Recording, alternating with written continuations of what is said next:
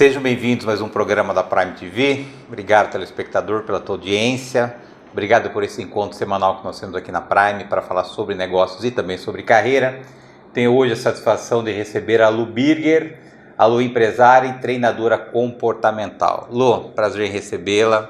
Uma alegria poder estar com você aqui no programa para ouvir a tua história, a tua trajetória, tudo aquilo que você tem feito, seus sonhos. Obrigado por ter aceito o convite, seja bem-vindo.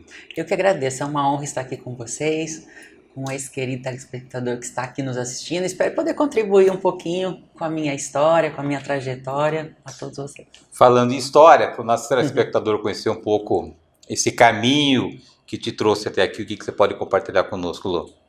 Uau! Por eu ter chego aqui, foi exatamente a minha fé. Foram relacionamentos, conexões. Um amigo em comum, muito querido, que nos conectou, porque Deus sempre usa, né, os seus amigos, os próprios amigos, para conectar os amigos dele que carregam o mesmo propósito, que é a transformação de vidas, que é levar a nossa fé, aquilo que a gente acredita, e conexões, pessoas precisam de pessoas, e o papai sempre vai conectando para nos levar ao destino final, cumprir nosso propósito. E essa tua trajetória profissional, como é que você iniciou essa jornada que você tem brilhantemente oferecido para as pessoas, transformado vidas? Quando é que você despertou para essa tua missão, que é poder impactar o ser humano, Lu? Bom, a minha trajetória profissional começou aos 15 anos, com a minha primeira empresa. Diante de uma porta fechada, eu tinha um sonho de ser promotora de supermercado. Sabe aquelas promotoras que ficam servindo? O servir sempre foi muito latente, foi muito vibrante em mim. Então eu tinha esse sonho que eu achava lindo, aquelas moças bonitas servindo, e eu falei, eu quero ser promotora. Fui para uma entrevista de emprego aos 15 anos, sempre com uma estatura maior do que eu da minha idade. Fui selecionada, mas quando viram meu documento, não pude ser contratada. E ali a indignação tomou conta de mim, eu falei, eu sei da minha capacidade, a partir de hoje eu não trabalho para ninguém. Montei minha primeira empresa aos 15 anos, aos 17 eu já tinha mais de 100 colaboradores, aos 17 adquiri meu primeiro imóvel, e aí começou a minha carreira empresarial. Hoje eu sou gestora de 8 empresas, mas faltava algo. E a pandemia, quando eu tive que fechar várias das empresas, rescindi com todo mundo, fiquei 8 meses em casa sem saber o que eu ia fazer, porque a minha confiança estava nas minhas empresas. Mesmo sendo cristã, mesmo tendo uma fé inabalável, ali eu entendi que a minha confiança estava nas empresas e eu me vi perdida. Eu orava, jejuava, clamava ao Senhor e falava, Deus, o que está acontecendo? Eu te sirvo pessoas, eu tenho um coração generoso, doador, e o que acontece?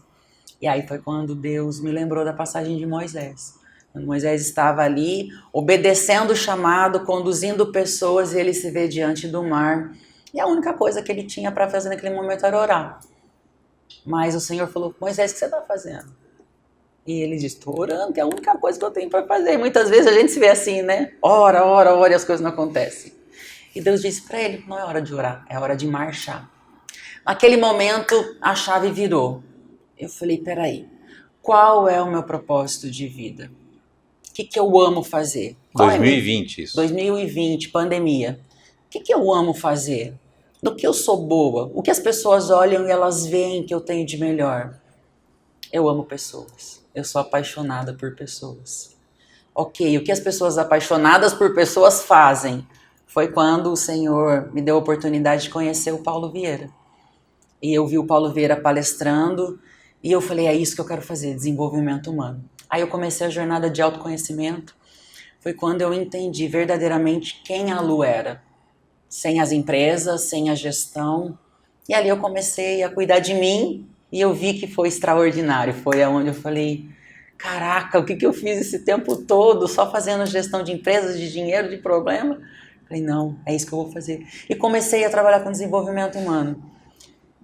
E foi incrível, é incrível ver as pessoas se descobrindo e vivendo o seu propósito de vida, né? Fluindo naquilo que ela nasceu para fazer. E aí eu me apaixonei. E aí eu comecei a mergulhar no desenvolvimento humano. Hoje eu trabalho com identidade e propósito, né?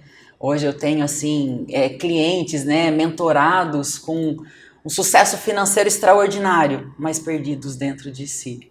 Então, quando a gente consegue, com as ferramentas adequadas, chegar na alma da pessoa e ela fala, caramba, era só isso que estava faltando? Era. Só se conectar à sua verdadeira identidade. Então, minha jornada no desenvolvimento foi isso, foi num momento de caos.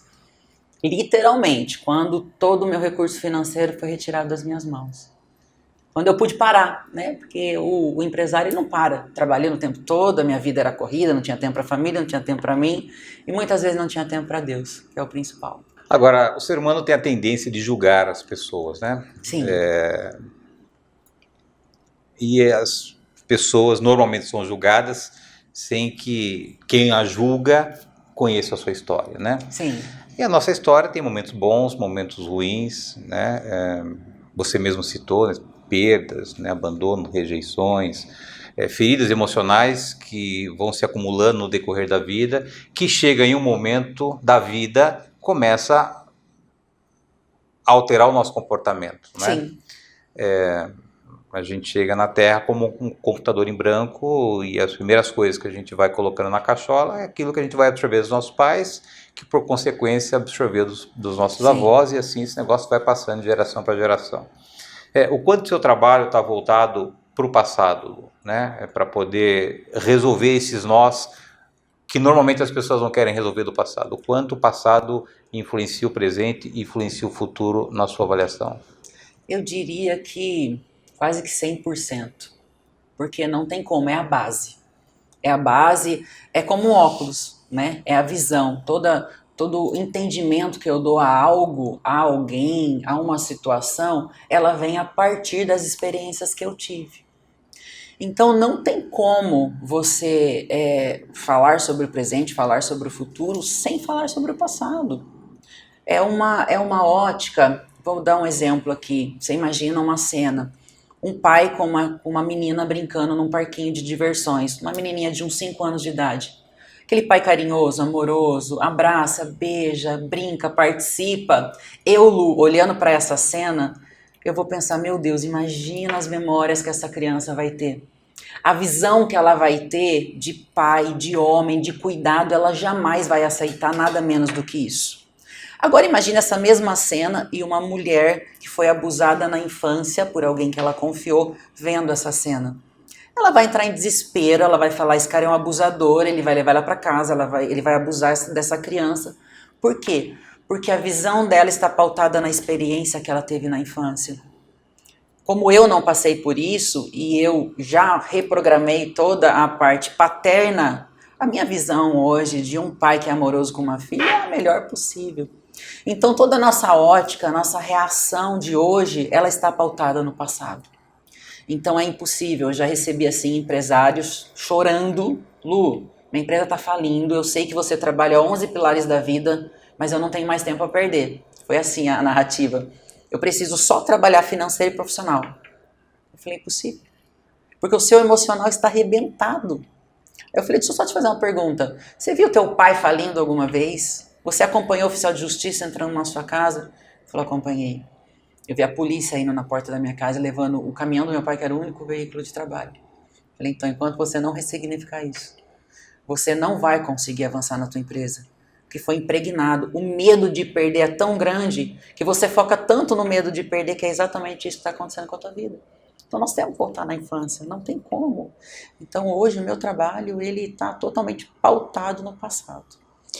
E o sistema de crença é algo absolutamente irrelevante também, né, Lu? Porque a gente vive aquilo que a gente acredita, né? Exatamente. Como é que você consegue ressignificar um sistema distorcido de crenças de uma pessoa que hoje tem dúvida, por exemplo, da sua capacidade?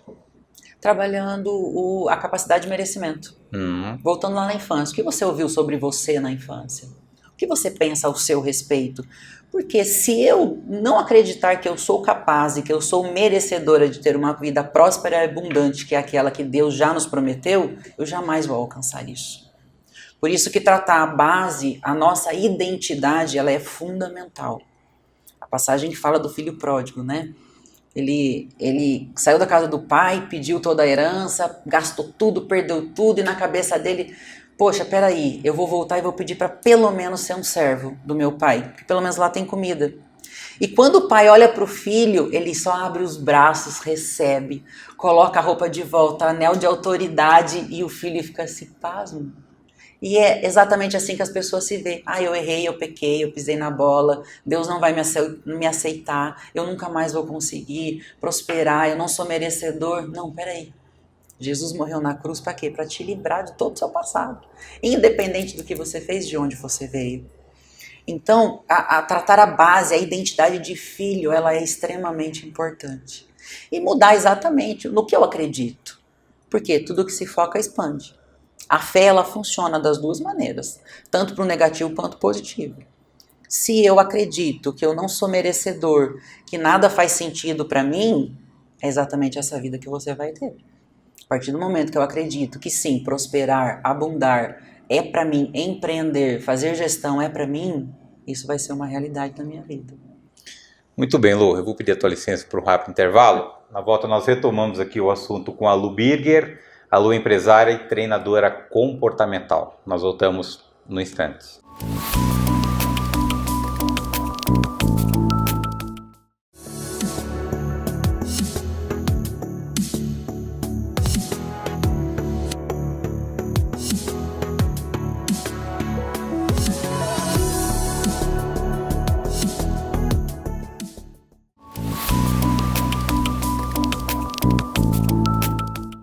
Voltamos. Nossa convidada de hoje é a Lu Birger, que é empresária e treinadora comportamental. Lu, você falou sobre a necessidade do ser humano descobrir quem ela é, né? Quem é o Pai e quem nós somos diante do Pai.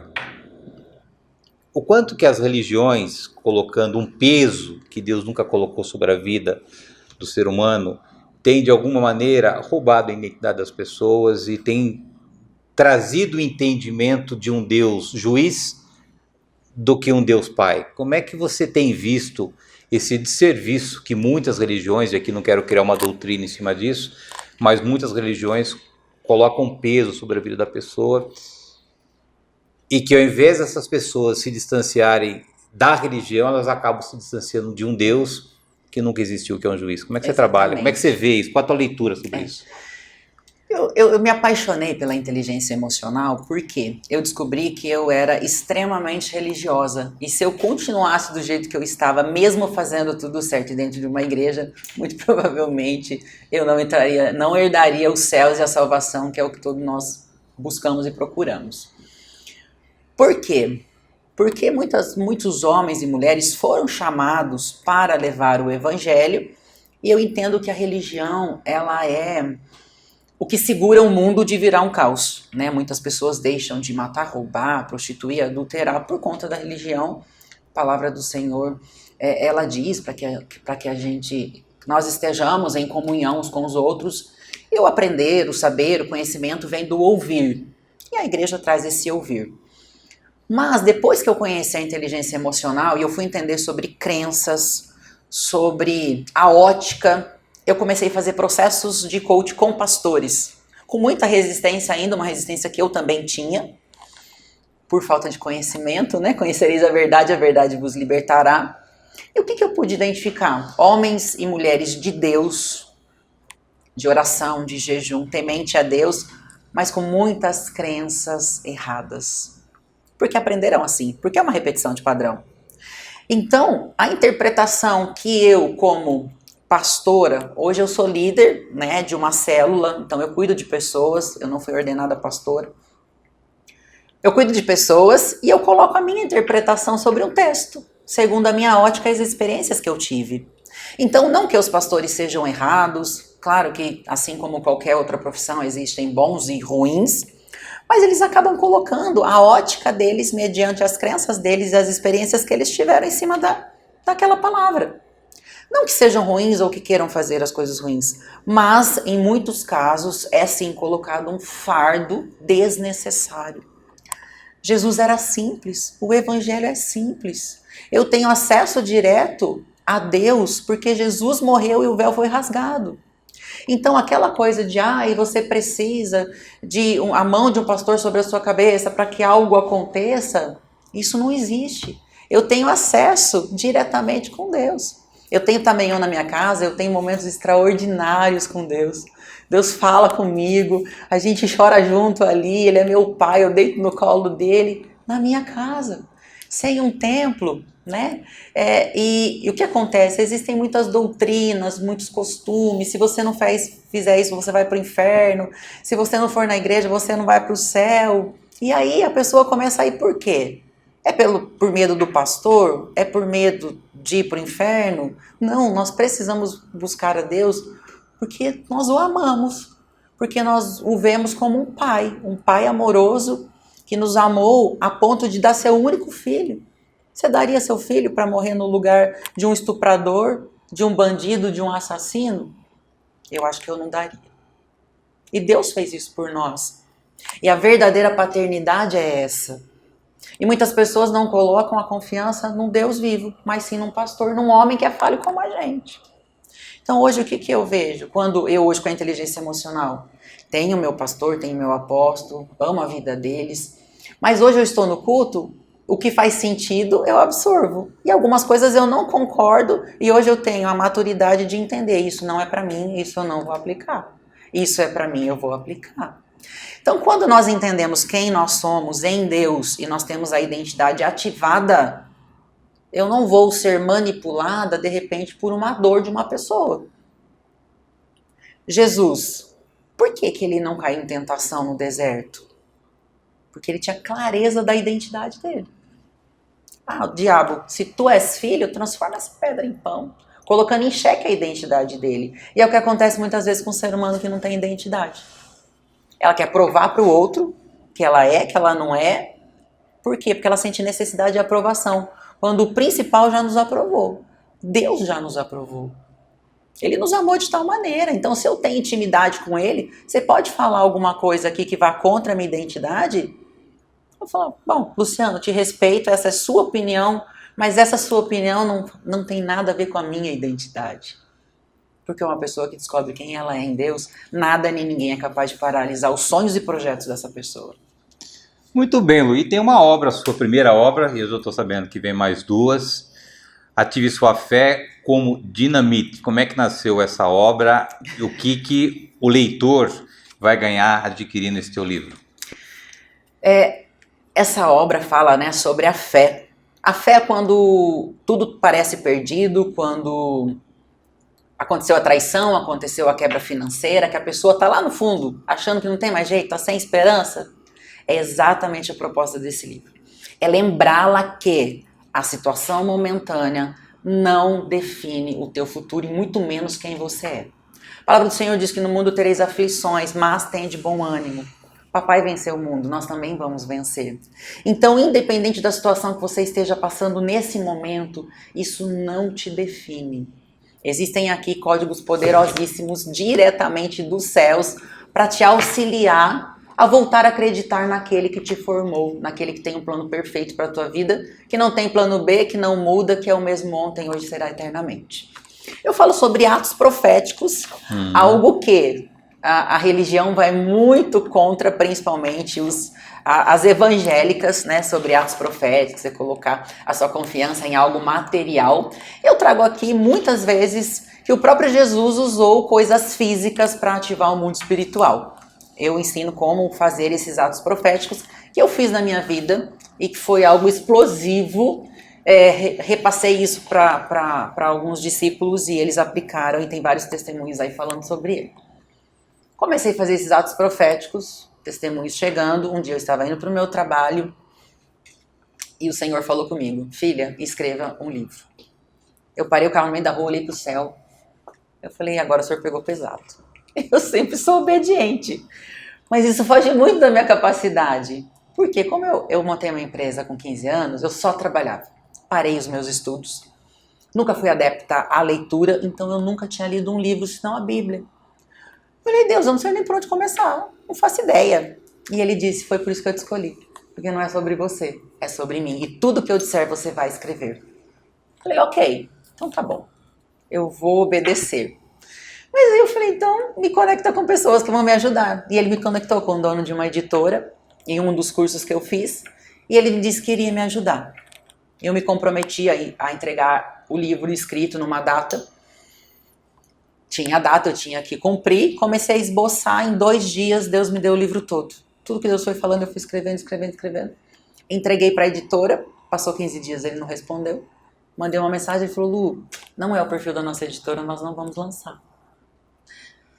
Eu falei, Deus, como assim? O senhor falou que era, me conectou e agora não é? Mas eu disse que nem Davi. Davi sempre começa todos os salmos falando sobre a dor, e no segundo capítulo, no segundo versículo, ele já falou, ó, mas eu entrego tudo nas tuas mãos.